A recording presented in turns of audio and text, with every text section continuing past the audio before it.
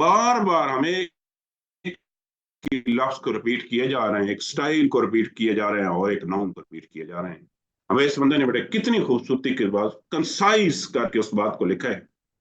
उन्होंने बेटे लिखा है the style of writing, selection of words, combination of phrases and clauses, construction of sentences and composition of paragraph is called the expression। But ये matter नहीं करता कि आप लफ्ज ज्यादा लिखते हो लफ्ज कम लिखते हो। ये मैटर ये करता है कि वो जो कुछ लिख रहे हो उसका बेटे कंपैक्ट कितना है चीजों पे। एक एक्सप्रेशन जो होता है ना बुनियादी तौर पर उसको कैसे बेहतर किया जा सकता है। बट इसके लिए सबसे पहली जरूरी चीज ये है कि आप अच्छी रीडिंग करें। आप जब आपने बेटे रीडिंग करनी है ना, सिर्फ रीडिंग में बेटे आपने नॉलेज गेन नहीं करना है, बल्कि आप थोड़ा सा जुमलों पे भी आपने फोकस करना है, सेंटेंसेस पे भी बेटे आपने थोड़ा सा फोकस करना है। जब आप रीडिंग करते हैं बड़े जुमलों के ना स्ट्रक्चर आपको माइंड के अंदर ऑटोमेटिकली स्ट्रक्चर डेवलप होने शुरू हो जाते हैं ऑटोमेटिकली। तो बड़ी अच्छी किताबें हैं और ये वो किताबें हैं जिनको एक दिन या 2 दिन में आपने नहीं खत्म करना, बल्कि आपने बड़े इन किताबों को पढ़ने और देन इन किताबों को ना आपने डाइजेस्ट करने की कोशिश करनी है, डाइजेस्ट करने की कोशिश। बड़ी दो अच्छी किताबें हैं। एक है बड़े unpopular essay by Bernard Russell, digest. और दूसरी किताब बड़े है Pakistan a hard country by Paul Lieven. ये दोनों बड़े बहुत अच्छी किताबें हैं और इनसे ना सिर्फ आपका कंटेंट बिल्ड होगा, आपका एक्सप्रेशन भी बिल्ड होगा, आपकी बेटे वोकेबलरी भी बिल्ड होगी और आपका एनालिसिस भी बहुत शार्प हो जाएगा। लेकिन मैंने कहा है कि बेटे आपने ये नहीं करना कि 1 या 2 दिन में इनको खत्म करना है, बल्कि इन किताबों को पढ़ना है और देन डाइजेस्ट करने की कोशिश करनी है। दूसरे नंबर पे ना बेटे आप न्यूज पेपर डेली पढ़ो और खास तौर पे बेटे न्यूज पेपर के एडिटोरियल को डेली बेस पे पढ़ो। डेली बेस पे बेटे आप न्यूज पेपर के जो एडिटोरियल है उसको डेली बेस पे पढ़ना शुरू करें, डेली बेस पे। एडिटोरियल 3 होते हैं और ये पिछले दिन के बेटे जो की इश्यूज होते हैं ना तो उनके मुतालिक आपके ये एडिटोरियल होते हैं। एक बंदा नहीं, they are the full of information, बड़े इनमें बहुत अच्छी इंफॉर्मेशन होती है और इनको एक बंदा नहीं लिखता, पूरी टीम बैठती है बेटे, पूरी टीम इसको बैठ के लिखती है। आप बेटे अपनी वोकेबलरी पे काम करो। वोकेबलरी क्या होती है, मसला आज बेटे आपने एक चीज पढ़ी है ना, हो सकता है 10 अल्फाज ना हो, बेटे उसमें भी आपने सिलेक्शन करनी है। कुछ अल्फाज ऐसे होते हैं जिनको हम रैंडम यूजेज वर्ड कहते हैं कि वो लफ्ज आज आया महीने बाद दोबारा आएगा। ये आपने हैबिट नहीं बनानी कि एक लफ्ज आज देखा है आज ही डिक्शनरी में देखो, नहीं।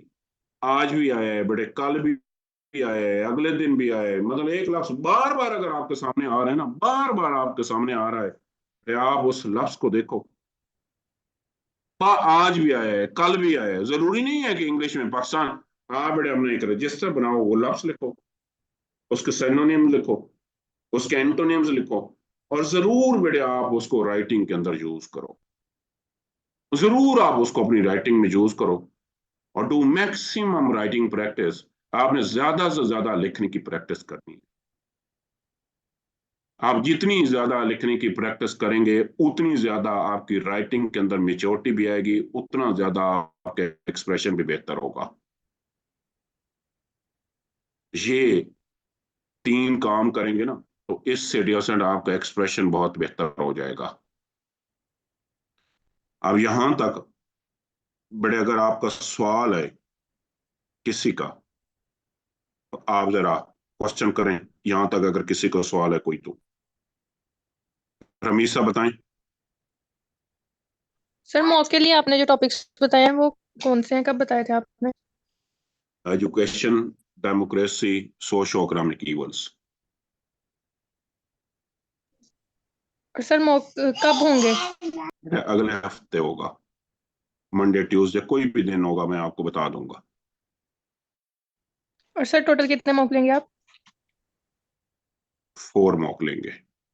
अच्छा, अब बड़े जो अगला काम है ना, ये है कि टाइम मैनेजमेंट, ये बड़ा मैटर करता है लोगों के फेलियर और सक्सेस में, इसका बड़ा कंट्रीब्यूशन है दुनिया में। बड़े कोई भी बंदा कोई भी काम करता है ना, कोई भी वो काम कर रहा है, दुनिया के किसी भी बड़े अच्छे काम करने के लिए ना, या अच्छे काम करने के लिए आपको प्रॉपर प्लानिंग की जरूरत होती है, प्रॉपर प्लानिंग की। आप बेटे 23 मार्च या 14 अगस्त को भी देखो ना, तो उसके पीछे भी पूरी की पूरी बेटे प्लानिंग की जाती है, पूरी प्लानिंग की जाती है।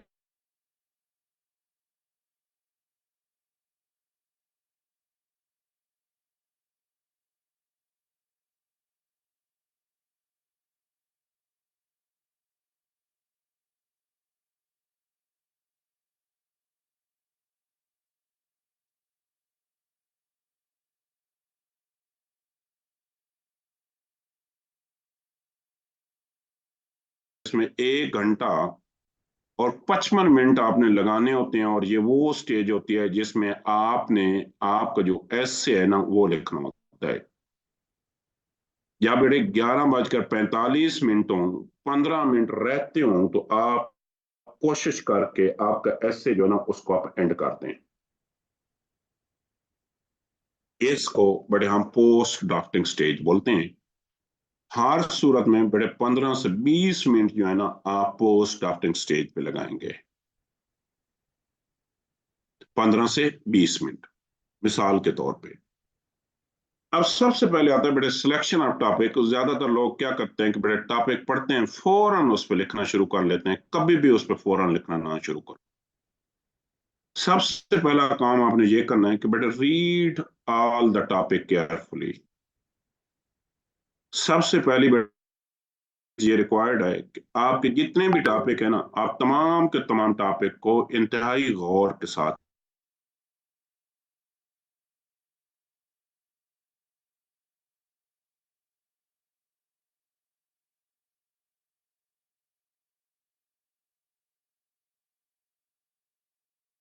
फेल हो जाएंगे। अगर एक टॉपिक पे बड़े 10 से 15 या 20 मिनट लगा लिए हैं, पेपर पे टॉपिक लिख लिया है, तो उसके बाद आप वापस नहीं कर सकते हो उसको। क्या करना है आपने? सबसे पहली चीज बड़े रिक्वायर्ड ये है कि read all the topic carefully, कि आप तमाम के तमाम टॉपिक्स को इंतहाई गौर के साथ पढ़ें। दूसरी बात है बेटे अंडरस्टैंडिंग ऑफ द टॉपिक, कि कुछ टॉपिक ऐसे होते हैं, मसलन 10 में से बड़े 4 से 5 टॉपिक वो होंगे जिनके आपको समझ ही नहीं आएगी। मिसाल, अगर बड़े किसी लफ्ज, एक भी लफ्ज का नहीं मतलब आता ना, लफ्ज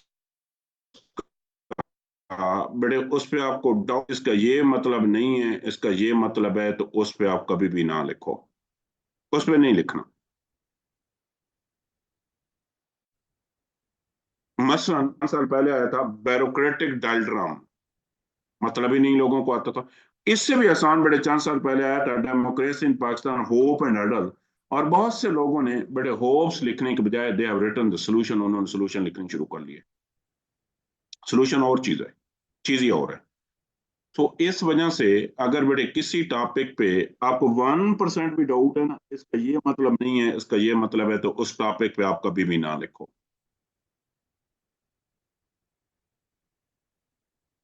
अब होता ये है कि एक टॉपिक आपको बहुत अच्छा आता होता है, एक इतना अच्छा नहीं आता होता। बहुत से लोग बड़े इस टॉपिक जो बहुत अच्छा आता होता है, इसको इस वजह से छोड़ देते हैं कि यार इस पर तो सारे कर रहे हैं, मैं नया टॉपिक करता हूँ। और भाई नया टॉपिक आपको आता ही नहीं है, तो वो क्या इस वजह से आपको पास कर देगा कि आप बड़े ब्रेव हैं, आपने बड़ा इनिशिएटिव लिया, आपने बड़ा डिफरेंट टॉपिक चूज किया है? आप बड़े आपकी जो स्ट्रेंथ है ना उस पर प्ले करो, इस चीज से मुबरा हो जाओ, इस चीज में कभी तवज्जो भी ना दो कि बाकी क्या सोच रहे हैं, बाकी क्या लिख रहे हैं। बड़े आपका फोकस जो है ना वो आप खुद हैं, आपकी जात है। आप कभी भी इस पे ना सोचो कि बाकी क्या सोच रहे हैं, बाकी क्या लिख रहे हैं। Never think about this one. अच्छा बेटे, टॉपिक को समझने के लिए ना देयर आर फ्यू टेक्निक्स, गौर करना है, ये स्क्रीनशॉट भी ले लें। बड़े पहले कुछ टॉपिक तो ऐसे होते हैं, they are very very simple, वो बड़े आसान से टॉपिक होते हैं, उनमें कोई कंफ्यूजन ही नहीं होती। पहली प्रायोरिटी तो ये है कि ऐसे टॉपिक लिखें जैसे कि बड़े देख लो, pros and cons of globalisation. बड़ा आसान सा है कि ग्लोबलाइजेशन के पहले इंट्रोडक्शन लिखोगे, देन ग्लोबलाइजेशन के प्रोज लिखोगे, देन कॉन्स लिखोगे। या ये टॉपिक है कि people have become overly dependent on technology. Open topic है बेटे, बड़ा आसान सा है, आर्गुमेंटेटिव भी बन सकता है, एक्सपोजिटिव भी बन सकता है। सिंपल एक ही मतलब है कि लोग जो है टेक्नोलॉजी पे ज्यादा डिपेंडेंट है। मतलब मैंने कोई चीज लिखनी होती है तो मैं बार बार अपने स्पेलिंग देख रहे होते हैं, स्टूडेंट स्पेलिंग्स देख रहे होते हैं।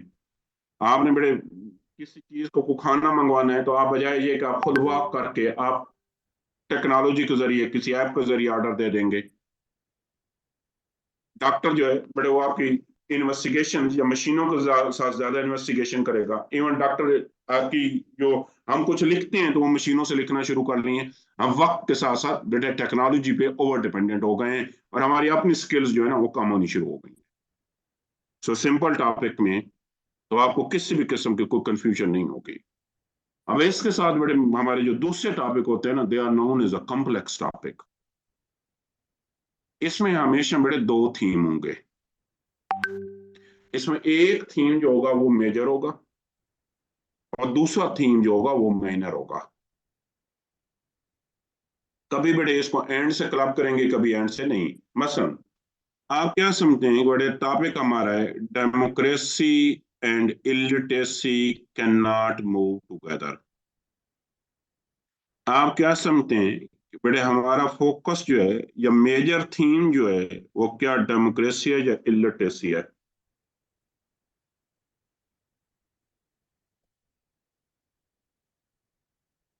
बताएं जरा कमेंट्स में। डियर स्टूडेंट, हमारा बड़े मेजर फोकस जो है वो डेमोक्रेसी पे है, बड़े इलिटरेसी पे नहीं है। अच्छा इसी तरीके से, अच्छा एक मिनट मैं बताता हूँ। इसी तरीके से जब बेटे जो नॉन असेंशियल हेडिंग होती है ना, वो ये नहीं होगी how to improve the illiteracy, वो मेजर थीम पे होगी। वो होगी how to improve the democracy. Usually 99% बेटे जो पहला थीम होता है वो मेजर होता है, दूसरा माइनर होता है। और दूसरे की बेटे जितनी भी आपने बातें लिखनी है ना वो पहले के कंटेक्स्ट में लिख, दूसरे की जितनी भी बातें होंगी बेटे वो पहले के कंटेक्स्ट में होंगी। अब इसकी आउटलाइन हम ऐसे बनाएंगे कि बेटे हम इंट्रोडक्शन लिखेंगे, इसके बाद हम फीचर ऑफ डेमोक्रेसी लिखेंगे। मुझे एक मिनट दें।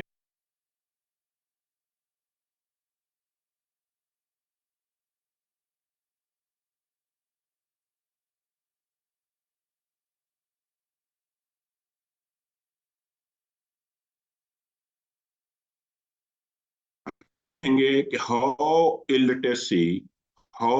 Illiteracy can not walk in democracy.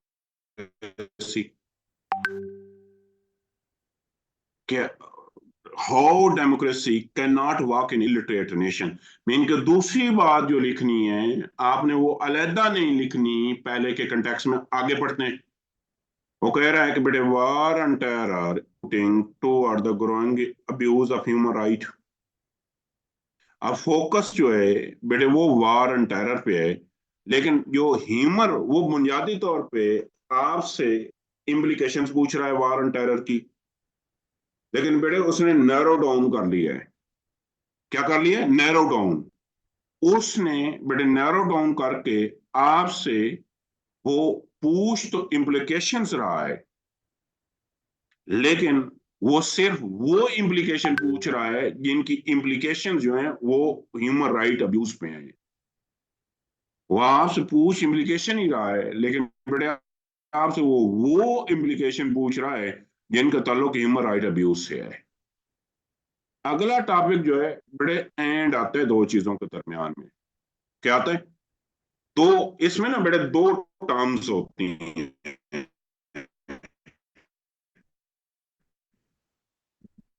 दो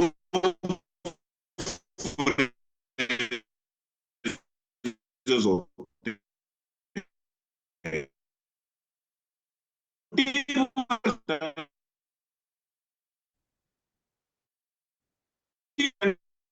वो दूसरी जो है ना वो पहले की जाती है। कैसे बनाऊंगा? हेडिंग लिखूंगा, देन मैं लिखूंगा बेटे feature of global trade, then मैं लिखूंगा trade policies of China in era of global trade, या मैं लिखूंगा how global trade influence the trade policies of China. So अगर बेटे किसी टॉपिक में एंड आता है ना, ये मैं जो परसेंटेज बता रहा हूँ ना, आपके पास ऑप्शन है तो 5% ऊपर नीचे भी कर सकते हैं। आपकी एक असेंशियल हेडिंग नहीं होती, दो असेंशियल हेडिंग होती हैं। एंड से पहले सिंगल वर्ड भी, एंड से पहले वाला पोर्शन जो होता है ना, यूजुअली उसमें 20%, 15 से 20%, और एंड के बाद वाला जो पोर्शन होता है ना बेटे, वो अलहदा नहीं लिखते, वो पहले के कंटेक्स्ट में इकोनॉमिक्स। अब ये भी एसेंशियल है, 20% आप लिखोगे बेटे फीचर ऑफ ह्यूमन डेवलपमेंट, और देन आप लिखोगे हाउ ह्यूमन डेवलपमेंट इन्फ्लुएंस, वो इकोनॉमिक सस्टेनेबिलिटी जो है उसको कैसे इम्पैक्ट करती है। जो है कितने परसेंट? बड़े 20% जो है वो पहले वाला, और 80% बातें जो हैं वो बाद वाली। अच्छा, इसी तरीके से बड़े कभी ना आपके टॉपिक में कॉलन या डैश आती है। कॉलन या डैश का मतलब बड़े फॉर एग्जांपल होता है, अगर कॉलन या डैश आ जाती है ना तो देन बड़े 10% कॉलन से पहले वाले पोर्शन पे और 90% कॉलन के बाद वाले पोर्शन पे। अब फॉर एग्जांपल बड़े वो पूछ रहा है Pakistan informal economy the way forward, introduction लिखोगे, देन बेटे लिखोगे कि करेक्टरिस्टिक या फीचर ऑफ इनफॉर्मल इकोनॉमी, और 90% बेटे मैं एसेंशियल की बात कर रहा हूं, आप साथ नॉन एसेंशियल भी लिख सकते हो, कॉजेस कंसिक्वेंसेस भी। मीन के एसेंशियल में से 10%, मसलन एसेंशियल के आप सपोज करते हैं बेटे 10 पैराग्राफ लिख रहे हो, साथ नॉन एसेंशियल भी आएंगे ना। एसेंशियल की डिवीजन ये दोनों एसेंशियल है, इनफॉर्मल इकोनॉमी भी ऐसे। उस 10 की डिवीजन ये होगी कि 9 पैराग्राफ जो है वो वे फॉरवर्ड भी होंगे, सिर्फ एक या दो पैराग्राफ जो होगा ना वो पाकिस्तान इनफॉर्मल इकोनॉमी पे। एक और को देखते हैं, promoting tourism in Pakistan opportunities and challenge. पहला पोर्शन जो है अगेन बड़े इस पे 10%, और 90% जो है बड़े बाद वाला पोर्शन जो है उस पर लिखोगे। इधर देखें IMF बेल आउट, 10% इस पे आप लिखोगे evidences of IMF bail out, और 90% जो होगा वो जो आपका स्टांस होगा उस पे, और साथ अपोनेंट के भी। मैं बड़े ये जो डिवीजन कर रहा हूं ये एसेंशियल की कर रहा हूं। सो अगर डियरसेंट आपको यूज ऑफ कॉलन या यूज ऑफ डैश आ गया ना, तो डिवीजन ये होगी कि जो एसेंशियल पोर्शन होगा ये दोनों एसेंशियल होंगे, 10% बेटे पहले पे और 90% दूसरे पे। यहां पे देखते हैं administrative corruption in inefficiency it's causes and cures. अच्छा, इसी तरीके से बड़े अगर क्वेश्चन मार्क आ जाता है, सो कॉलम तो मैंने ये बताया कि बड़े कॉलम एक्सपोजिटरी ऐसे में भी आ सकती है, आर्गुमेंटेटिव में भी आ सकती है, और कॉलम की बड़े आपको डिवीजन मैंने ये बताई कि उसमें जो असेंशियल हेडिंग होगी ना, 90% जो होगा वो कॉलन के बाद वाले पोर्शन पे होगा, और जो 10% फोकस होगा वो कॉलन से पहले वाले पे होगा। अगर बेटे टॉपिक में क्वेश्चन मार्क आता है, क्या आता है, क्वेश्चन मार्क आएगा, तो वो 100% आर्गुमेंटेटिव ऐसे होगा। क्या अगर बेटे क्वेश्चन मार्क आ गया ना, इसका 100% ये होगा तो वो टॉपिक जो है ना वो आर्गुमेंटेटिव ऐसे है। जैसा कि बड़े is gender equality is a myth, या ये देखें कि what are the hurdles in our way to becoming a truly independent state. लेकिन क्वेश्चन का बेटे मैंने आपको ये बताया था कि 90, अगर क्वेश्चन हेल्पिंग वर्ब से शुरू हो रहा है या मॉडल वर्ब से शुरू हो रहा है तो वो आर्गुमेंटेटिव होगा। और ये भी लाजम है कि बेटे उसका आंसर जो क्वेश्चन को होगा या तो यस होगा या नो होगा। लेकिन ये टॉपिक पढ़ें बेटे, what are the hurdle in our way to becoming a truly independent state. क्या इस सवाल का जवाब भी बेटे यस से नो में है? इसका हरगिज हरगिज बेटे यस से नो में जवाब नहीं है, हरगिज हरगिज। सो अगर बेटे सवाल आपका WHO से शुरू हो रहा है, किससे, WH से शुरू हो रहा है, वो जो सवाल होगा वो एक्सपोजिटरी होगा, ना कि आर्गुमेंटेटिव होगा। सो क्वेश्चन मार्क का बेटे मैंने आपको ये बताया कि अगर क्वेश्चन मार्क आ जाता है ना, देन अगर वो हेल्पिंग वर्ब से शुरू है या मॉडल वर्ब से शुरू है तो वो हर सूरत में बेटे आर्गुमेंटेटिव ऐसे होगा। कभी कभार बेटे ओ आर आ जाता है। अगर बेटे टॉपिक के अंदर ओ आर आ गया है तो वो भी 100% आर्गुमेंटेटिव ऐसे होगा। यहां पे देखें, एक्सपोजिटरी मैंने क्वेश्चन मार्क का कहा था कि 99% आर्गुमेंटेटिव होगा, ओ आर का मैंने कहा कि 100% बेटे आर्गुमेंटेटिव होगा। जैसे कि लिखा हुआ है, IMF bail out, road to stability or reserves for disaster. कभी कभार ना ये होता बड़ा रेयर है, बड़ा रेयर। मैंने आज सारे 1970 से लेके आज तक सारे टॉपिक पढ़े हैं, कभी कभार ना बेटे सेमी कॉलन भी आ जाता है। अगर बेटे सेमी कॉलन आता है ना तो 10% असेंशियल में सेमी कॉलन से पहले आएगा, ये 5%। और 90% जो होगा ना वो सेमी कॉलन के बाद होगा। मिसाल लेते हैं, बड़े क्वेश्चन ये है कि more and more international military engagement by United Nation. उन्होंने पहले ना आपको एक स्टेटमेंट दे दी है, is the world moving toward the peace. अब मैंने बड़े कल आपको ये बताया था कि आर्गुमेंटेटिव ऐसे की हमेशा 4 हेडिंग बनती है। एक इंट्रोडक्शन, एक आपके स्टांस की, एक स्टांस की। लेकिन अगर बड़े उस आर्गुमेंटेटिव ऐसे में कॉलन आई हुई है या सेमी कॉलन आया हुआ है, फिर 4 हेडिंग नहीं बनाएंगे, 5 हेडिंग बनाएंगे।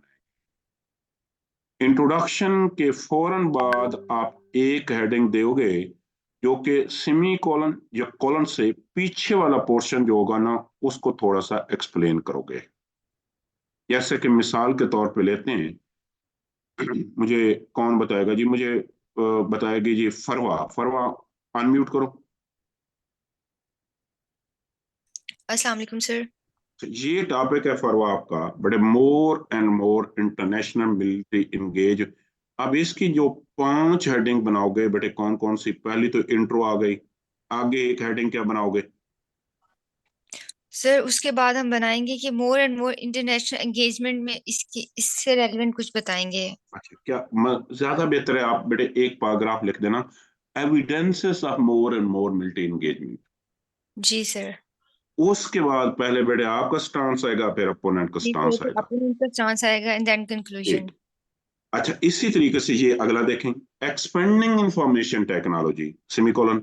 इसमें भी यही करोगे बेटे, एक इंट्रोडक्शन लिखोगे, देन एविडेंसेस लिखोगे कि आप how this is expanding, then आपका स्टांस, देन अपोनेंट का स्टांस। अच्छा बेटे, ये सेमी कॉलन या कॉलन, ये आर्गुमेंटेटिव में भी आ सकते हैं, एक्सपोजिटरी में भी आ सकते हैं। अच्छा, ये बाकी पेपर्स में भी ऐसा ही होता है। सो रूल ये है कि बेटे 10%, 10% असेंशियल का, पूरे ऐसे का नहीं, असेंशियल का। वैसे भी मैंने कहा, एक मिनट, मैंने कहा अगर बड़े यूजुअली अगर नॉन असेंशियल भी देनी होती है तो 80% असेंशियल होती है और 20% नॉन असेंशियल होती हैं। और वो जो 80% असेंशियल है ना, उसकी डिवीजन ये है कि उस 80% का मतलब सपोज करता हूँ 10 पैराग्राफ हैं, 10% जो होगी वो कॉलन से पहले वाली या सेमी कॉलन से पहले वाली, और 90% जो है उसके बाद वाली चीजों पर फोकस होगा। मैं दोबारा एक्सप्लेन करता हूं। मैंने पहली बात कही है कि बड़े सिंपल टॉपिक आते हैं, इसमें तो कंफ्यूजन ही नहीं है। दूसरी बात मैंने कहा बेटे कभी कॉम्प्लेक्स आते हैं, अगर कॉम्प्लेक्स में एंड आया हुआ है तो एंड से पहले वाली चीज जो होती है ना, वो भी एसेंशियल होती है, एंड के बाद वाली भी एसेंशियल होती है। मेन केस में बेटे डेमोक्रेसी भी एसेंशियल है और illiteracy can not move together, ये भी एसेंशियल है। पहली को अलग लिखते हैं और दूसरी बात जो होती है ना बेटे, उसको अलग नहीं लिखते, पहली के कंटेक्स्ट में लिखते हैं। एंड आ गया, कभी फ्रेज में आ जाएगा, बेटे दोनों एसेंशियल होंगी। 10 डिवीजन क्या होगी, एंड आ गया तो 20% एंड से पहले वाली, 80% एंड के बाद वाली। लेकिन एंड के बाद वाली जितनी भी बातें हैं वो सारी की सारी पहली के कंटेक्स्ट में है, सारी पहली के कंटेक्स्ट में, अलग नहीं है। इसी तरीके से बेटे कभी ना क्वेश्चन मार्क आ जाता है, अगर क्वेश्चन मार्क आ गए 99% चांसेस ये होंगे कि वो आर्गुमेंटेटिव ऐसे होगा। कभी ओ आर आ जाते हैं, अगर बेटे ओ आर आ गए तो 100% चांसेस ये होंगे तो वो आर्गुमेंटेटिव होगा। और कभी मैंने कहा बेटे सेमी कॉलन आ जाता है, अगर सेमी कॉलन आता है ना 10% पहली बात में, और अगली बात जो होती है ना वो पहली के 90% जो असेंशियल होती है वो अगली में लिखी जाती है, लेकिन पहली के हमेशा कंटेक्स्ट में ये सारी बातें लिखते हैं। क्या लिखते हैं, ये जितनी भी बड़े बातें लिखते हैं ये सारी की सारी हम पहली बात के कंटेक्स्ट में सारी बातें लिखते हैं। ये इस तरीके से बड़े आप अपने टॉपिक को क्रैक करोगे। आप, मुझे नहीं लगता कि आपको ये क्रैकिंग किसी ने समझाई होगी। अब यहां तक बड़े, अब आपने जब टॉपिक को क्रैक कर लिया तो आगे बड़ा काम आपका आसान है। यहां तक अगर आपको सवाल है तो हैंड रेज करें, मैं आपको जवाब देता हूं।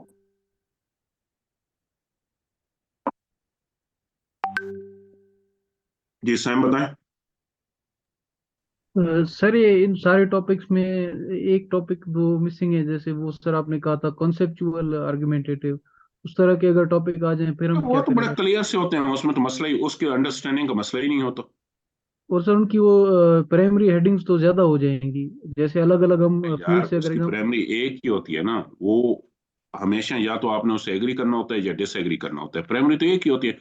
बस हम टॉपिक है man is one free but he is in chains everywhere, ये सपोज करते हैं टॉपिक है आपका। जी तो जी। इसकी प्राइमरी तो एक ही है ना, या आप उससे एग्री कर रहे होंगे या आप उससे डिसएग्री कर रहे होंगे। अभी सर या आप उससे मिसाल के क्या कर, तौर मिसाल जी के तौर पे भी when life gives you lemon make lemonade, भाई, हाँ तो आप इसमें हम या मिसालें देंगे अलग अलग फील्ड से, लिटरेचर से देंगे और हिस्ट्री से देंगे और पॉलिटिक्स से देंगे, तो ये सर अलग अलग प्राइम नहीं हो गए? यार प्राइमरी कैसे होगी, आप एक स्टांस को प्रूव कर रहे हो या 5 स्टांस दे रहे हो। तो ये क्या सर? तो बेटे जब प्राइमरी तो एक हुई, वो तो सारी आर्गुमेंट्स हुई, आर्ग्यूमेंट। वो तो सारी आर्गुमेंट्स हुई, सारी आर्गुमेंट्स है। ठीक है सर, ओके। सैम अली आप बताओ।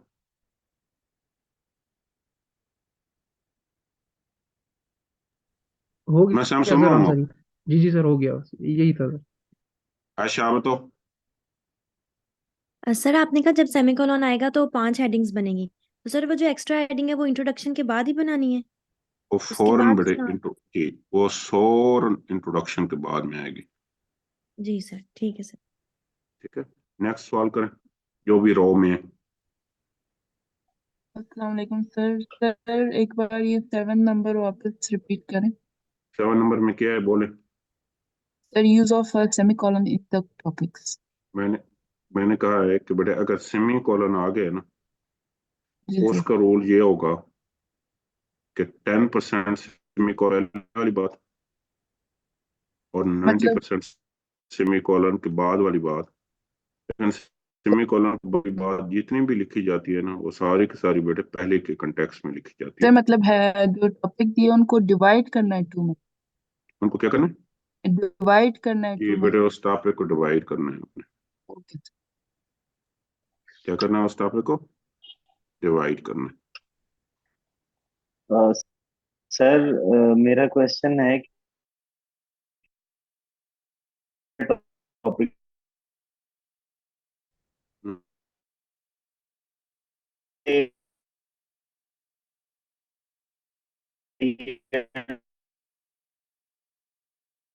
इकोनॉमिक सस्टेनेबिलिटी बता रहे थे कि जो पहला है उसको हम डिफाइन करके इंट्रोडक्शन वगैरह के इंट्रोडक्शन के अंदर थोड़ा उसको मजीद अगर कोई एग्जांपल थे या साथ बेटे टॉपिक है एक इस मिनट तरह से हम इसको इसकी डेमोक्रेसी लेटेस्ट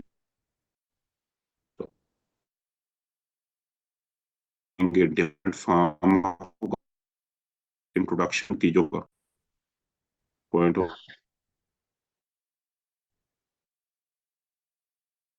ऐसी तो हमने पहला जो है उसको डिफाइन उसके किया। किस तरह अगली introduction feature of democracy real democracy. अगली आएगी कि हाउ इलिटरेसी या how illiterate nation can not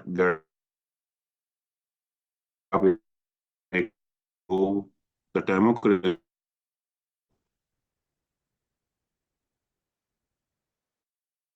इसमें हाउ टू इम्प्रूव नहीं होगा क्योंकि वो तो नॉन एसेंशियल की तो सेकेंडरी नहीं आती।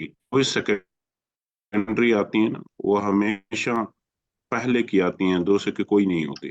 लेकिन इस ये टॉपिक तो हमारा ये कह रहा है ना कि इलिटरेसी पे फोकस कर रहा है। क्या टॉपिक Illiterate- इलिटरेसी पे फोकस कर रहा है या डेमोक्रेसी पे कर सर रहा है? मेन हमारा जो है वो तो डेमोक्रेसी है।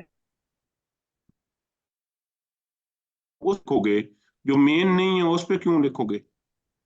सर अब मैं सर बिल्कुल फॉलो कर गया हूँ। मैं सर नॉन एसेंशियल के बारे बड़े में सर कह नॉन रहा हूँ कि जो एसेंशियल जो जी मेन सर थीम उस मुतालिक होती हैं। जो मेन थीम ना तो उसका मतलब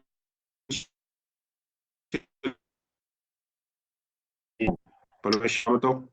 पूछना था कि ये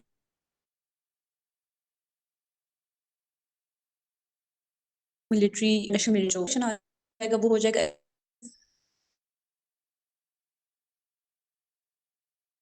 का उसके बाद जो स्टांस इसके होगा जो भी इसका बारे में हेडिंग ये होगी कि इज या हाउ द वर्ड इज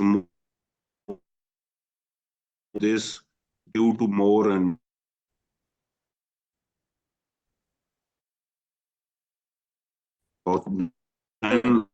क्या चल opponent का होगा how not चल उसके लेकिन सर उसका किस international question well and good अगर फ्रेज करोगे। जब से पूछा था एक ऐसे आया था बी 2022 में आया था डिजिटल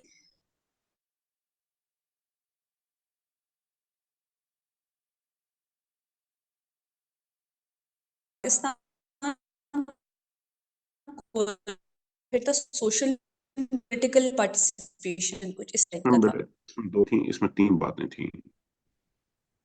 जी इसमें आगे बात करते हैं, ये तीन जी वाला करते हैं, ठीक है? इस पर आगे बात करते हैं। अच्छा राशिद मैं सुन रहा हूँ आपको। सर मेरा क्वेश्चन हो गया। मैं सर वो हैंड डाउन कर लेता हूँ। अच्छा राशिद के बाद अगला क्वेश्चन किनका है?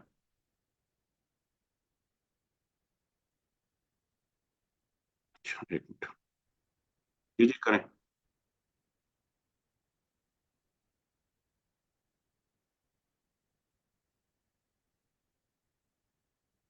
आउटलाइन में भी ऐसे जो दो बेटे देखो नहीं नहीं नहीं तो जो आउटलाइन में रेशियो होती है ना, वो पूरे एस में वही मेंटेन करनी होती है आपने।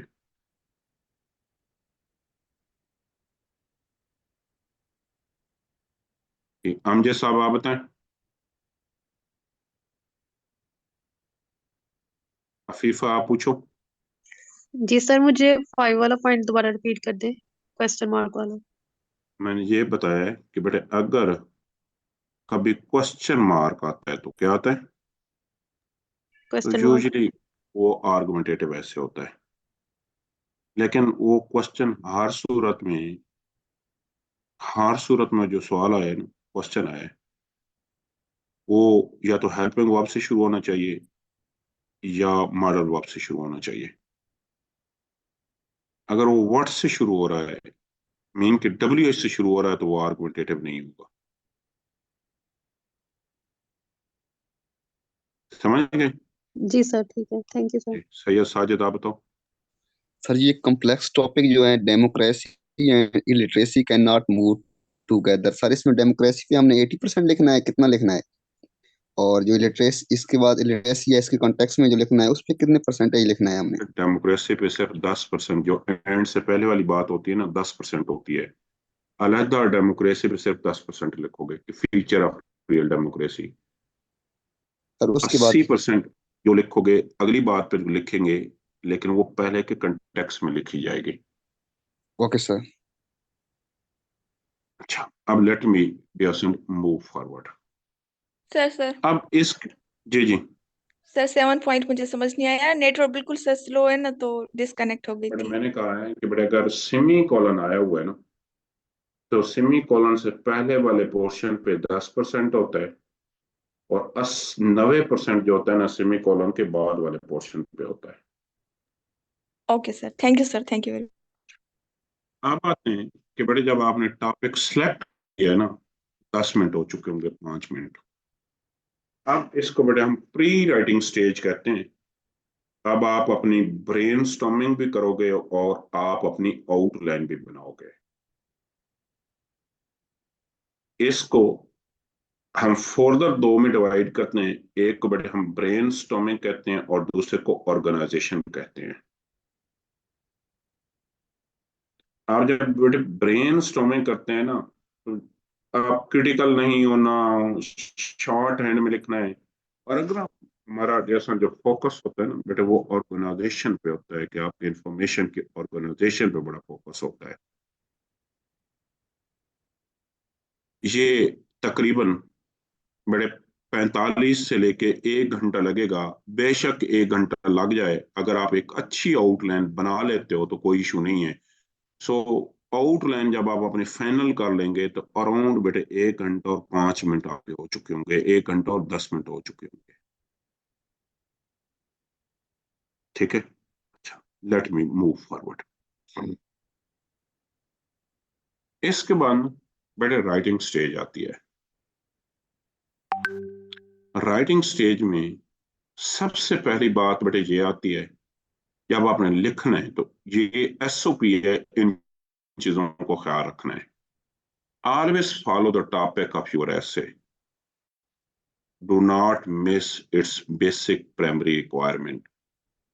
क्या आप हमेशा अपने एसे पे बेटे फोकस करें, और आपकी जो प्राइमरी हेडिंग है ना, या जो आपसे सवाल किया गया है, जो आपसे क्वेश्चन किया गया है, आप उसको कभी भी मिस नहीं कर सकते।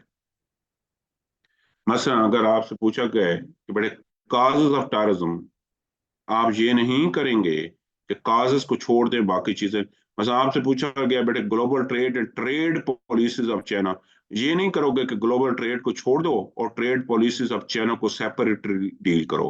आप सेपरेट बेटे उनको कभी भी डील नहीं कर सकते। दूसरी बात जो है ना, सो बेटे फोकस जो है ना, your focus should be on the primary. जो आपकी प्राइमरी हेडिंग है ना, प्राइमरी चीज है बेटे, फोकस हमेशा उसी पे होता है।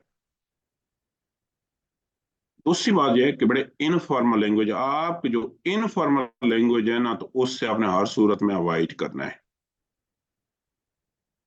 मसलन ये वाला बेटे डोंट नहीं लिखना, ये वाला फोर नहीं लिखना। मसलन किसी बच्चे ने लिखा है कि ये वाला 10 बेटे लिखना है, किसी ने नंबर ऐसे लिख दिया है कि 10 billion has been awarded for this month, ये 4 नहीं लिखा। बेटे जो मैथ है ना सिर्फ 2 चीज में आ सकती है, या तो ईयर्स में आ सकती है 2024 2021, या परसेंटेज भी, या तो बेटे ऐसे लिखोगे 60 और परसेंट भी ऐसे ही लिखोगे, दोनों परसेंटेज होंगे,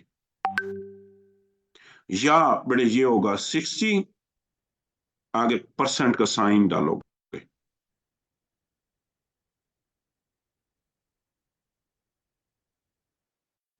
क्या डालोगे? परसेंट जो होगी ना परसेंटेज के बेटे आप साइन डालोगे, सिंबल डालोगे 60%।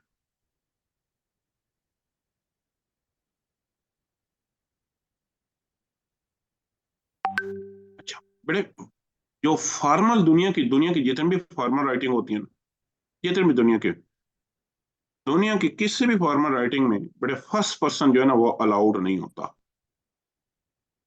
First person can never be allowed. यानी कि आप कभी बड़े ऐसे नहीं लिख सकते आई थिंक, उससे लगता ये है कि ये आपकी जाती ओपिनियन है, हालांकि आपने बड़े ऐसे ही कन्वे करना है कि ये आपकी ओपिनियन नहीं है बल्कि पूरी दुनिया ऐसे ही समझती है, ऐसे ही कंसिडर करती है। आई थिंक से बहुत बेहतर है बेटे लिखेंगे it can be stated, it can be argued, it can be conveyed. खास तौर पे बेटे जिन लोगों की प्रैक्टिस नहीं होती ना, तो जब भी लंबा जुमला लिखने की कोशिश करते हैं they always do the mistakes. कभी भी बड़े इनकम्प्लीट, खास तौर पे अगर आपको लंबे सेंटेंसेस में अबूर हासिल नहीं है तो आप लंबे सेंटेंसेस से अवॉइड करें। Your stance should be so clear, बड़े आपको स्टांस बहुत क्लियर होना चाहिए, बहुत क्लियर होना चाहिए।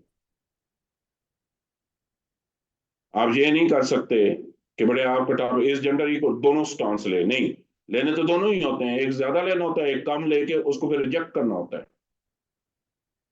आप कोशिश करें कि बेटे नंबर ऑफ वर्ड्स जो आइडियल, देखो क्वालिटी पे फोकस नहीं होना चाहिए, क्वांटिटी पे होना चाहिए। 14 से बड़े 2200 अल्फाज लिखे जाते हैं।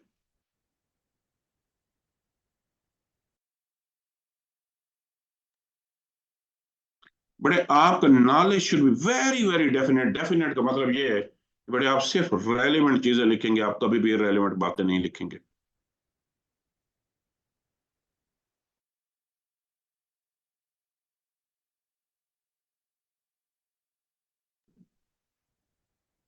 मसलन एक बच्चे ने बड़े लिखा हुआ था, टॉपिक है हायर एजुकेशन पे, और उसने लिखा है कि Quran also says about higher education and Quran says इकरा। बट इकरा जो है this not about higher education, इकरा हायर एजुकेशन का मतलब है ही नहीं। Do not write the incomplete paragraph. खास तौर पे जब बड़े एंड पे आप पहुंचते हैं ना तो यूजुअली आप इनकम्प्लीट पैराग्राफ लिखना शुरू कर लेते हैं। Never do this one. मसलन आपने बड़े 6 सजेशन या 6 सोल्यूशन लिखे हैं, टाइम नहीं बचता तो आप 2-2 लाइनें लिखते हैं। Never do this one. या बहुत से लोग क्या करते हैं 2-2 3-3 को मर्ज करते हैं। Never do this one. Conclusion छोड़ देते हैं। Never do this one. Conclusion को तो कभी किसी भी सूरत, बेटे पहली बात यह है कि मैं आपके मॉक इस वजह से लिखूंगा, इस वजह से लूंगा ताकि आपकी टाइम मैनेजमेंट बेहतर हो सके, आपकी टाइम मैनेजमेंट बेटे बेहतर हो सके।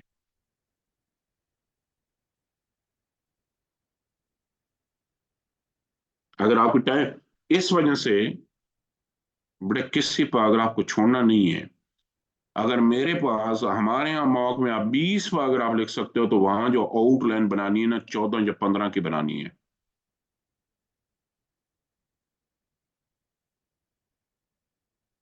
खुदा ना खास्ता फिर भी आपसे टाइम मैनेज नहीं हो रहा ना, कंक्लूजन को अगर आपने सोल्यूशन के बड़े 5 लिखे हैं ना 1 2 3, पहले भी पैराग्राफ लिखो, दूसरे भी पैराग्राफ लिखो, 2 और 3 और 4 को बेशक छोड़ दो, 5वें पे लिखो। ये बुरी बात है, ये भी अलाउड नहीं है, लेकिन ये तब करनी है जब आपके पास कोई चॉइस नहीं है।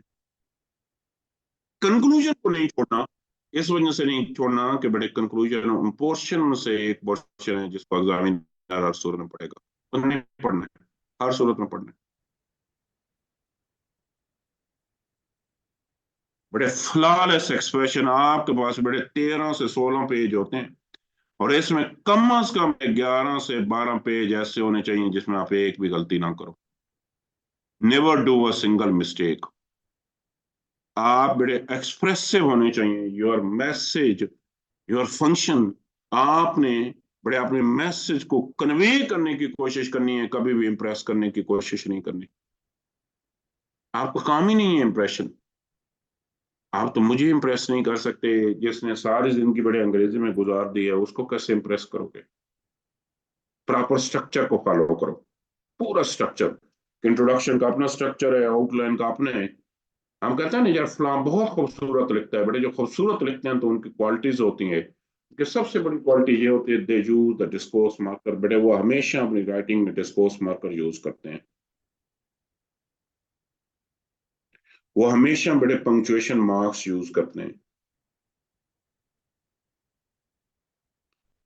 अगर आपकी राइटिंग में बड़े सिर्फ फुल स्टॉप और कॉमा है तो इसका मतलब यह है कि आपकी पंक्चुएशन ठीक नहीं है, आपकी राइटिंग ठीक नहीं है। बड़े एडजेक्टिव और सिनोनिम का यूज करें, ज्यादा से ज्यादा बड़े एडजेक्टिव और सिनोनिम का यूज करें। वैलिड आर्गुमेंट्स होनी चाहिए। Your arguments should be so valid. Reasonable hand writing होनी चाहिए। बड़े आपकी हैंड राइटिंग जो है वो बहुत रीजनेबल होनी चाहिए। ये एक अच्छे राइटर की चंद क्वालिटीज हैं। मैं यहाँ पे क्वेश्चन ले लेता हूँ, देन आगे बढ़े हम जाते हैं कि आपने पोस्ट ड्राफ्टिंग में क्या करना है, आपने रिवाइज क्या करना है, क्या नहीं करना, गलतियां की हैं तो उनको ठीक कैसे करना है। जी अदीब बताओ। सर कुछ फिगर्स होती हैं जैसे 24/7 है तो उसको वैसे ही यूज कर सकते हैं, उसको वैसे ही यूज करने हैं 24/7, वैसे तो यूज ही नहीं हो सकती। मतलब उसको यूज नहीं करना। जैसे एआई के बारे में है कि अवेलेबल 24/7, तो उसको रिप्लेस करना पड़ेगा किसी सेंटेंस से। नहीं यार, उसको वैसे ही लिखोगे, मैथ की फॉर्म में लिखोगे ना, वर्ड्स की फॉर्म में तो वो लिखा नहीं जा सकता। जी जी ठीक है, जी ठीक। अगर आप बताओ। सर क्वेश्चन ये है कि जो मसला मुझे आ रहा है ना वो ये है कि आर्गुमेंट्स का आ रहा है, मेरे पास आर्गुमेंट्स की कमी आ रही है। ठीक है, वो रीडिंग भी कर रहा हूँ सर, लेकिन फिर भी ना कोई ऐसी चीज बड़े है जिससे देखो, इम्प्रूव हो जाए उसकी वजह कंपैरेटिव। यह है कि आपकी नहीं रीडिंग ठीक नहीं है। आप जब रीडिंग करोगे ना तो आर्गुमेंट्स कभी भी मसला नहीं रहेगा। दूसरा वजह यह हो सकता है कि अगर आप रीडिंग करते हैं ना तो फिर बड़े आप लिखने की प्रैक्टिस नहीं करते हो। करते हो नहीं करते हो? सर जो आप दे रहे हैं उसकी तो भरपूर कर रहे हैं। इसके अलावा इसके अलावा आप बाकी सर सब्जेक्ट्स को भी टाइम दे रहे हैं ना सर। बड़े देखो, बाकी सब्जेक्ट देखो, बड़े रीडिंग जब राइटिंग करते हो ना तो उससे आपका फ्लो बनता है, थॉट्स तेज होती हैं। बुनियादी तौर पे what is writing? The coordination between the muscle of thinking and the muscle of the movement. वो मूवमेंट बढ़ती है। सर ये क्वेश्चन दूसरा है, जिस तरह कल आपने वो आर्गुमेंटेटिव एक ऐसे दिया था तो उसमें मेरे पास तकरीबन कोई 12 वो आर्गुमेंट्स बन रहे थे। मतलब वो जो प्राइमरी हेडिंग्स जो है ना, इसेंशियल जो उसके उसके आर्गुमेंट 5 और 5 मिला के तो ये तकरीबन 10 बन रहे थे। तो उसमें कोई मसला है क्योंकि उसकी लेंथ उतनी नहीं बन रही जितनी एक्सपोजिटरी की अरे बनती है। वो वैसे ही मैंने आपको कल ही बताया है, उसकी लेंथ वैसे ही छोटी बनती है, इतनी ज्यादा होती ही नहीं है। Okay sir, okay. और लेक्चर सर ये शेयर नहीं हो रहे हैं आपके, ये जो ये वाले सर किधर नहीं शेयर हो रहे? ये कोई आ ही नहीं रहे सर, पीपीटी फॉर्म या जो वो उसमें वो उस पे अपलोड कर रहे हैं, आ ही नहीं रहे क्योंकि वो 284 स्लाइड्स तक आए हुए, उसके बाद नहीं मिल रहा है सर। आपने देखी है स्लाइड्स? जी सर, वो देखी हूँ 284 वाला। आप जी ओपन करो, उन स्लाइड को गौर से पढ़ो जरा, ये चीजें हैं या नहीं। ठीक है, ठीक।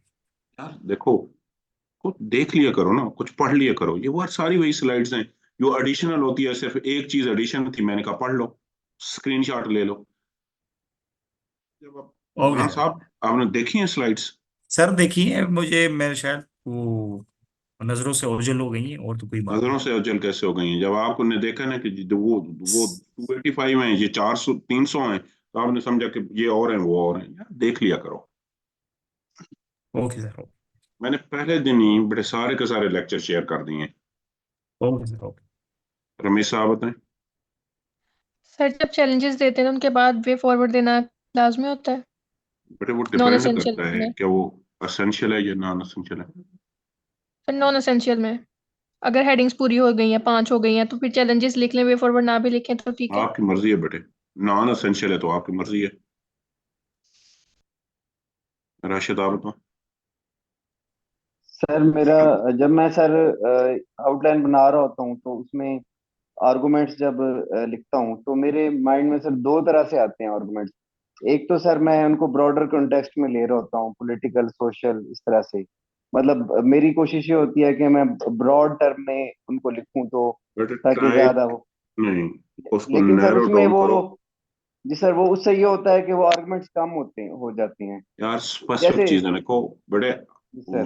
वैलिड में तो वो मैं लिखूं कि एडवांटेज ऑफ एजुकेशन, आप लिखें सोशल एडवांटेज, कल्चर एडवांटेज, इसको किसी ने नहीं पढ़ना है। ऐसे तो गली मले वाला बंदा भी बात कर लेता है। बेटे try to be as specific as you can.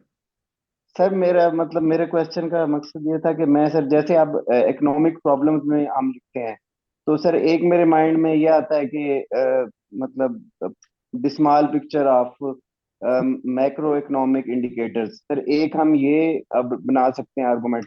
दूसरा सर हम इसमें से 3-4 आर्गुमेंट बना सकते हैं जिसमें हम फॉरेन एक्सचेंज रिजर्व के ऊपर बना सकते बेटा हैं, फिस्कल ज्यादा डेफिसिट बनाओ पे तो बना वो सकते ज्यादा हैं। बेहतर है, ज्यादा बनाओ। वही कह रहा हूँ ना, स्पेसिफिक चीजें बनाओ बजाय ये कि फेक किस्म की चीजें लिखो। जी सर ठीक हो गया सर। गुलाम मोहम्मद आप बताएं। सर मेरा आर्गुमेंटेटिव के हिसाब से आपसे एक सवाल है। बेसिकली जैसे 4 हेडिंग्स का आपने बोला था ना, अगर हम उसमें एक और एडिशनल हेडिंग डाल दें जिसमें हम रिफ्यूट करने की भी हेडिंग एक उसमें बेटे इंक्लूड कर दें। आउटलाइन में नहीं होती रिफ्यूज करने की हेडिंग। अच्छा सर, अगर हम मिसाल के तौर पे ऐड करेंगे तो वो मार्क्स काटेगा या गलत होगा, होगा भी तो वो गलत है? स्ट्रक्चर ही गलत हो जाएगा। स्ट्रक्चर गलत हो जाएगा, ठीक है सर। और एक और चीज कि सर जैसे अब इकोनॉमिक हेडिंग, मतलब जैसे जो मेरी मेजर हेडिंग्स है उसको मैंने इकोनॉमिक, पॉलिटिकल, सोशल में ब्रेक डाउन कर दिया, लेकिन इकोनॉमिक के नीचे मैंने 4 और जो है सब पॉइंट्स बता बेटे दिए भाई कि। ये गलत बात है, सब हेडिंग तो बनानी नहीं है, सिर्फ मेजर हेडिंग बनानी है। ठीक इश्यूज, है सर। उसको फर्दर सब हेडिंग नहीं, उनके नीचे लिखो। ये फर्दर बाइफरकेट ना करो, जो सोशल इश्यूज एंड कल्चर, उससे ना आपको ट्रांजिशनल ज्यादा लिखने पड़ते हैं। ठीक है सर, थैंक यू। उमर आप बताओ। सर जब ये आप 7 पॉइंट्स पढ़ा रहे थे, वो वाला पेज ओपन ही हुआ था तो मेरा इंटरनेट डाउन हो गया था। तो काइंडली आप सिर्फ 1 मिनट में उनको उनकी समरी मुझे बता सकते हैं? किन की? वो जो 7 आपने सिंपल टॉपिक्स, कॉम्प्लेक्स मैं टॉपिक्स, वो। एंड करूंगा। Okay sir, okay okay. इसके बाद आती है कि बेटे जब आपने अपना एसे लिख लिया है ना, तो मैंने कहा कि थोड़ा सा टाइम जब रहता हो ना, 15 से 20 मिनट, जरूर आपने अपने एसे को खत्म कर देना है। हमारे यहाँ बेटे अलमिया ये है कि हम उस वक्त तक ऐसे को नहीं छोड़ते जब तक हमसे ना पेपर ना छीना जाए। सो मेरी बेटे आपको एडवाइस ये है तमाम लोगों को, 15 से 20 मिनट जब रहते हो ना, तो आपने पेपर छोड़ देना है। क्योंकि बहुत सी मिस्टेक्स जो होती हैं बड़े कॉन्शियस अनकॉन्शियस मिस्टेक्स होती हैं, और अनकॉन्शियस मिस्टेक्स को बड़े आप जब रिवाइज करते हैं तो आप खुद ही उनको ठीक कर लेते हो। इसको फर्दर 2 में डिवाइड करते हैं, एक को बड़े हम रिवीजन कहते हैं, दूसरे को हम एडिशन कहते हैं। मुझे भी पता है, आपको भी पता है, पूरा ऐसे नहीं रिवाइज होगा। हम इसको बोलते हैं कि this is the recognisation of your mistakes of spellings, punctuation, grammar, sentence structure, topic sentence and concluding sentence. क्या आपकी बड़े स्पेलिंग की गलतियां देखनी है आपने, पंक्चुएशन की देखनी है, ग्रामर की देखनी है, और देखनी किन चीजों में? 4 चीजों में बेटे, आउटलाइन में, इंट्रोडक्शन में, पहले 2 बॉडी पैराग्राफ में, और कंक्लूजन में। यहाँ पे ये गलतियां तलाश करनी है, यहाँ पे इन पे बेटे आपने फोकस करना है, इंट्रोडक्शन पे, इन 4 चीजों पे। अच्छा, अब आपने जब गलती तलाश कर ली है तो उसको ठीक कैसे करना है बेटे? पहली चीज होती है किसी भी चीज को ऐड करना। ऐड करने का तरीका ये है कि मैं बेटे यहाँ पे लिखता हूँ, सपोज टाइप करता हूँ, यहाँ पे हाथ से लिख देता हूँ कि दिस इज a book.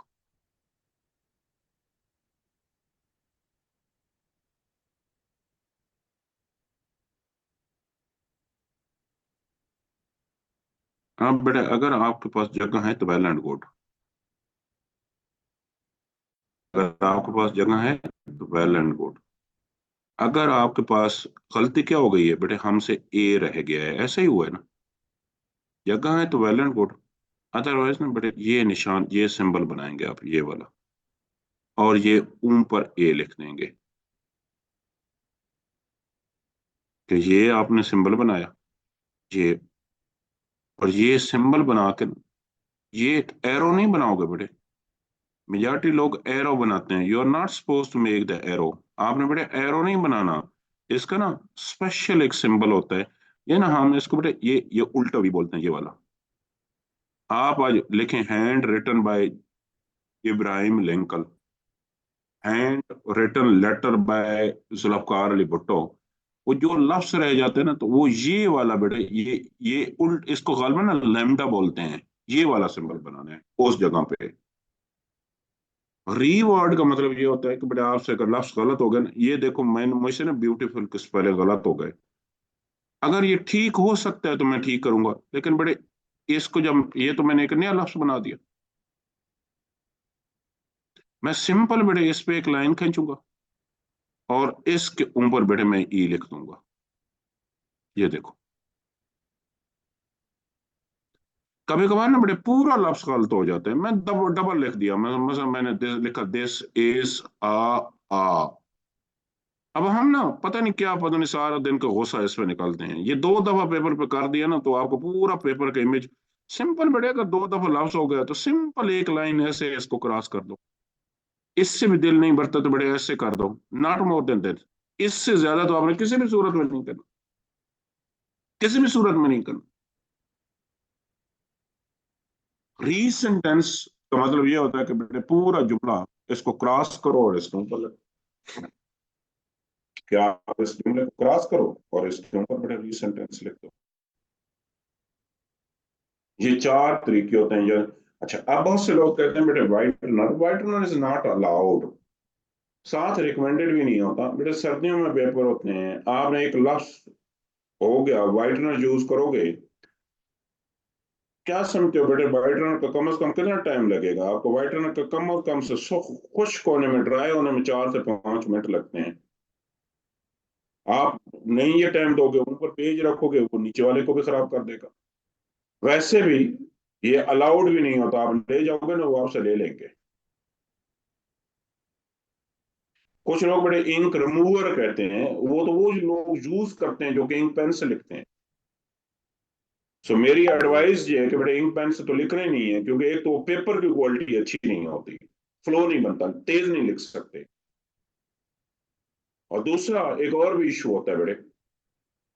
दूसरा उसका इशू जो सेकंड इशू है, वो यूजुअली ये इशू होता है कि आप इंक पेन से लिखो ना, 4 दिन 5 दिन 10 दिन छोड़ दो, वो पेपर पूरे का पूरा आपको फेड हो जाएगा, वो पेपर ही फेड हो जाएगा, वो उड़ जाती है। आप उसको गर्मी रख दो, सर्दी में रख दो, पेपर तो पता नहीं किन किन अनहाइजेनिक कंडीशन से गुजर के आते हैं।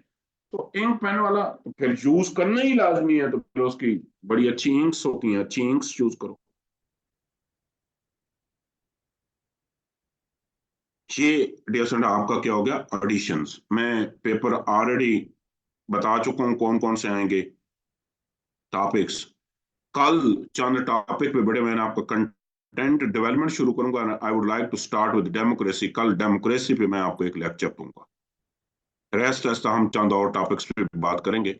मैंने आपको यहाँ पे ये बताया कि बड़े टॉपिक्स को क्रैक करने के रूल्स, पहले होता है सिंपल जिसमें कोई इशू नहीं होता, दूसरे होते हैं कम्प्लेक्स। बेटे कम्प्लेक्स वो होते हैं जिसमें यूजुअली 2 टर्म्स होती हैं, जैसे कि डेमोक्रेसी एंड इलिटरेसी।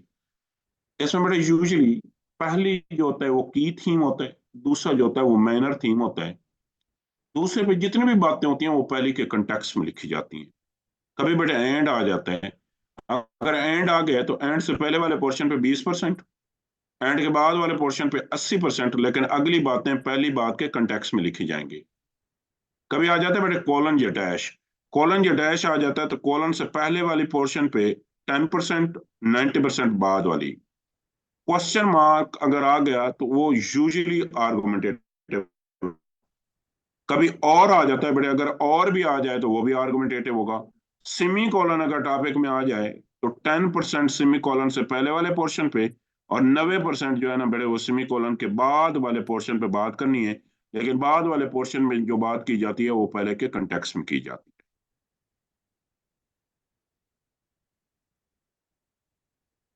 ठीक है, क्लियर हो गया? फिर ये कॉम्प्लेक्स टॉपिक्स बता दें बस एक बार। बड़े कॉम्प्लेक्स वो होते हैं जिसमें 2 टर्म्स होती हैं। क्या क्या होती हैं? 2 बातें होती हैं। उसमें बड़े फोकस जो होते हैं ना पहली पे होता है, मेन पहली होती है। अगली बात मसला इलिटरेसी अलहदा नहीं लिखेंगे बेटे, इलिटरेसी पहली बात के कंटेक्स्ट में लिखेंगे। दूसरा टॉपिक पढ़ो, war and terror is contributing toward the growing human right abuse. अब बेटे बुनियादी तौर पे वो आपसे पूछ वार एंड टेरर भी रहा है, लेकिन उसको ना इसको नैरो डाउन कर दिया, हर नहीं इसको नैरो डाउन करके पूछ रहा है वो आपसे। वो कह रहा है कि वार एंड टेरर के वो इम्प्लीकेशन बताओ जो कि ह्यूमन राइट अब्यूज की वजह से हो रही है। क्लियर हो गया उमर साहब? सर तकरीबन क्लियर है। ये देखें, ये जो तीसरा आप use of and in the topics, इसमें global trade and trade policies of China, और ऊपर देखें democracy and illiteracy can not move together. वो ऊपर वाली स्टेटमेंट है और नीचे वाली दो क्या कहते हैं, 2 टर्मिनोलॉजीज हैं, वर्ड्स हैं। दोनों में एक ही बात है कि पहले 10% दोनों में एक बेटे, ही बात है। पहले 10% पहली बात पे फोकस पहली पे है, और दूसरी बात जो लिखनी है वो पहली के कंटेक्स्ट में लिखनी है। 10% एंड से पहले, 80% बाद में, लेकिन अगली बात पहली के कंटेक्स्ट में लिखनी है, वो अलहदा नहीं होगी। ठीक है सर, आप समझ आ कहाँ गया। से हो उमर? आप बिलोंग सर कहाँ मैं से करते हो? जोराबाद से। जोराबाद से। जोराबाद से। ठीक, आसिफ आप बताओ। सर पॉइंट 5 आप में उमर आप मुझे वॉइस मैसेज एक भेजना जी। सर पॉइंट 5 में आपने बताया कि ठीक है मतलब सर। अगर क्वेश्चन मार्क होगा तो आर्गुमेंटेटिव होगा हमारे पास टॉपिक। 99% बेटे आर्गुमेंटेटिव होगा। तो किन कंडीशन में आर्गुमेंटेटिव नहीं होगा वो भी आपने बताया, वो अगर वो WH से शुरू होगा तो आर्गुमेंटेटिव नहीं होगा। सही है सर।